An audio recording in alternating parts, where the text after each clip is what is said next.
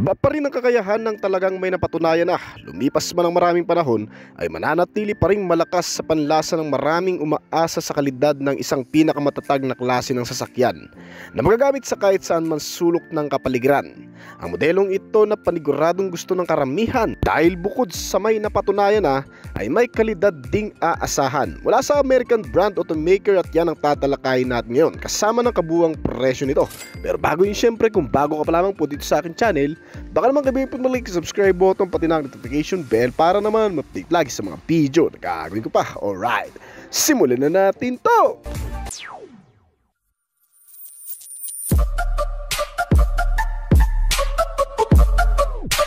Isa sa pinakainahangaang sasakyan ng mga Pilipinong naghahanap ng trailer at adventure ride ay itong Ford Ranger. Mula sa American automaker na Ford Company, ang Ford Ranger ay pinapanatili ang capability at versatility mula sa kalsada hanggang sa trail. Mababato at malulubak, at mula nung una itong inilabas sa merkado ng Pilipinas, naging kasangga at partner na ng marami sa pang-araw-araw na pamumuhay. Lalo na sa pagninegosyo, itong pick-up truck ay maaasahan sa hakutan, outing, gala at kahit saang camping site. At ngayon sa bagong pag-update nito ay mukhang mas magugustuhan mo pa lalo. Ang bagong architectural design ng Ford Ranger o tinatawag na T6 platform ng Ford Ranger ay nasa ikalawang henerasyon na ngayon. Inilabas ito sa bansa noong 2022 sa panibagong estilo at may kakayahang mid-size na pick-up truck na may maraming advanced technology features na inilagay dito.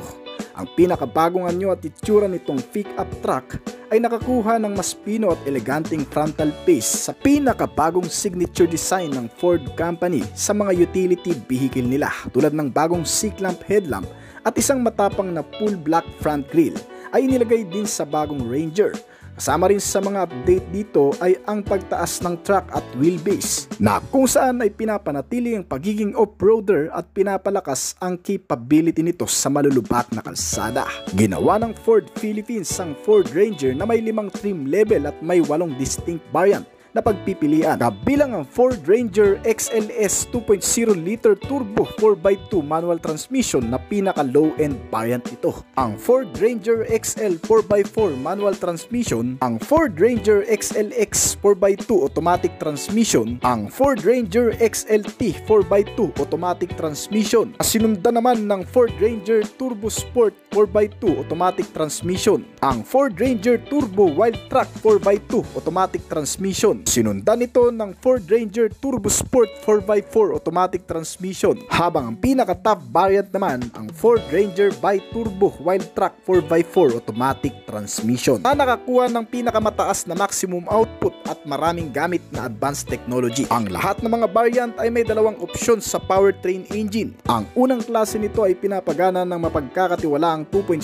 liter na single turbo EcoBlue diesel engine ng Ford. At ang pangalawang opsyon naman ay ang 2.0 na Bi-Turbo EcoBlue diesel engine. Ang pagkakaiba ng dalawang ito ay makikita sa performance at sa fuel economy. Kasama din sa mga opsyon nito ang 6-speed manual na transmission para sa low variant at 10-speed automatic naman para sa mas nakatataas na variant nito. Ang lahat ng klase mula sa pinakamababang uri nitong Ford Ranger ay nagdadala ng pare-parehong diesel na makina. Nagkakaroon lang ng pagkakaiba sa mga performance output na kung saan mas binibigyang kumpiyansa ang mas nakatataas kumpara sa mas mabababang uri. Kaya kung prepared mo ang pinakamahal na variant nito na Ford Ranger 2.0 liter turbo Wildtrak 4x4 automatic transmission sa halagang 1,910,000 ay magkakaroon ka na. Ngunit kung satisfied ka na sa isang hindi ka mahalang variant nito at kahit papano ay magbibigay na rin sa iyo ng kaginhawaan sa pagsakay, sa halagang 1,249,000 pesos ay magkakaroon ka na. At para mas maging kumpleto pa, babahagi na rin natin ang kabuuang detalye ng makina nito. Itong Ford Ranger ay pinapagana ng 2.0 diesel engine, 4-cylinder 16-valve at dual overhead camshaft at naka-turbocharge na ang ibig sabihin ay magbibigay pa ng extra power o lakas na hindi sinasakripisyong fuel. Mas bumibilis pero mas tumitipid, dahil dito mas mamamaximize ang fuel efficiency.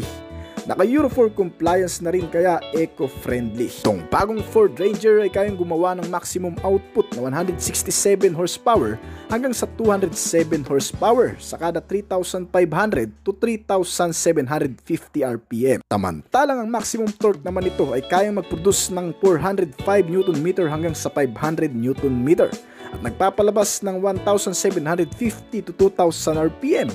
Batay na rin sa ilang nakagamit, ito ay kayang tumakbo sa bilis na 180 km/h at may fuel tank capacity na 80 liters. Sapat lang din para sa malalayong biyahe na kumukonsumo naman ng 12 km per liter. At itong Ranger ay isang klase ng off-roader. Yan din naman ang ipinagmamalaki nito. Kasi kahit anong klase ng kalsada ay kayang pakisamahan sa pamamagitan ng mga reliable na suspensions nito na double wishbone at lip spring with coil spring suspension na pati sa malulubak o mababato ay kayang daanan. Higit pa dyan ay ginamitan din ng makakapit na tubeless tires na may kabuang sukat 225 by 65 R18. Nakabalot ito sa mga alloy mags habang pinapanatili ang makapit na pagpiprenos sa pamamagitan naman ng mga naka-ventilated disc type na brakes nito. At ang iba pang bahagi nitong modelo ay magugustuhan mo din. Hindi lang sa external design maging sa platform nito na very usable package na kahit anong dami, laki ng mga bagay na dadalhin mo o ikakarga mo dito ay pwedeng-pwede. May malawak na rear cabin para sa malalaking gamit at sa iba pang mga bagahe. Isa pa, ito rin ay may 5 seating ang capacity at kayang magkarga ng 845 to 900 kg na maximum load. Itong bagong Ford Ranger ay may bagong features din na pangkaligtasan at pangseguridad. Mas minalawig ito kumpara sa dati. Nilagyan ng mga bagong advanced safety sense para mas maging ligtas ang pagsakay. Gaya na lamang ng forward collision warning system. Isang sistema na nagpapaalala tungkol sa isang nalalapit na banggaan sa pamamagitan ng pag-detect ng mga biglaang humihinto o mabagal na paggalaw ng mga sasakyan na nasa unahan. Ito ay gumagamit ng radar, laser at camera para i-scan ang daan habang ikaw ay nagmamaneho. Kabilang din dito ang lane keeping assistant na kung saan pinapanatili nito ang pag-andar ng sasakyan sa loob lamang ng lane o posisyon na kung saan ito kasalukuyang gumagalaw. Meron din itong kasamang rear cross traffic alert. Isang driver assistance system naman na nagpapaalam sa driver kung may paparating na sasakyan mula sa magkabilang direksyon kapag ang sasakyan ay nakatalikod at umaatras palabas ng parking space. Ito ay tutunog at kusang hihinto. Sinamahan na rin ito ng blind spot monitoring system. Ang blind spot monitoring ay isang vehicle-based na sensor device na nakakakita ng iba pang sasakyan sa gilid at sa likuran habang nakasakay ka dito. Ang mga babala ay maaaring visual, naririnig, nanginginig para madaling maiwasan ang sagian at banggaan. At ang isa pang advanced safety features nito ay ang ADAS. Sa tulong ng ADAS o tinatawag na Advanced Driver Assistance System ay maiiwasan ng anumang aksidente, pagkamatay o pinsala sa mga pasahero ng sasakyan o kahit sa mga pedestrian. Sapagkat itong ADAS ay kinukumpleto ng mga sistemang ito gaya ng pedestrian detection at avoidance system na kusang hihinto kapag may biglang tumatawid. Meron din itong kakayahan para ma-detect ang mga traffic sign. May kasama rin itong automatic emergency braking at blind spot detection.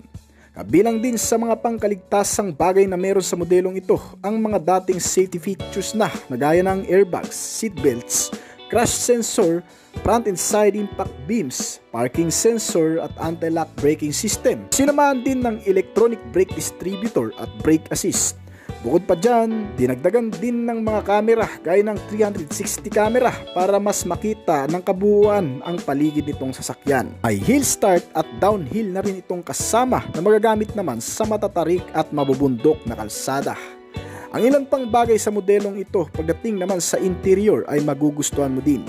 Gaya ng mga automatic adjustable seats, may rear center armrest, foldable at naka-leather ang cover nito at ma-enjoy mo talaga ang pagsakay. Lalo na sa pinalamig na aircon system nito na may auto climate control system. May mga kasamang bottle and cup holder at wireless charger.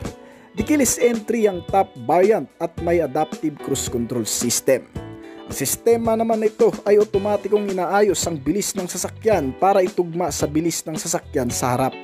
Ibig sabihin, kahit hindi mo natapakan pa ang accelerator pedal ay kusana itong aandar, gagaya sa takbo at bilis ng nasa harap na sasakyan. Ang bagong Ford Ranger ay hindi rin pinabayaan pagdating sa mga entertainment o libangan sa loob nitong sasakyan. Makikitang malaking sukat na portrait-oriented 12-inch infotainment system sa dashboard panel. Ay kasama ang Apple CarPlay at Android Auto na rin, kasama ang USB and auxiliary input, mga speakers sa front and rear para sa magandang audio sound system, at Bluetooth connectivity. Para sa ilan pang bagay na nakapaloob sa modelong ito, ang FM and AM radio, naka-voice control system sa ilang function, at touchscreen ng monitor. Siguradong hindi ka maiinip kung ikaw man ang magiging pasahero nito kahit sa mahahabang biyahe dahil sa mga sistemang nakapaloob sa modelong ito. Ang kabuuang sukat nitong bagong pickup truck ay may kalakihan din. Hindi hamak na katatakutan din sa bayan ng maliliit na sasakyan sa kalsada.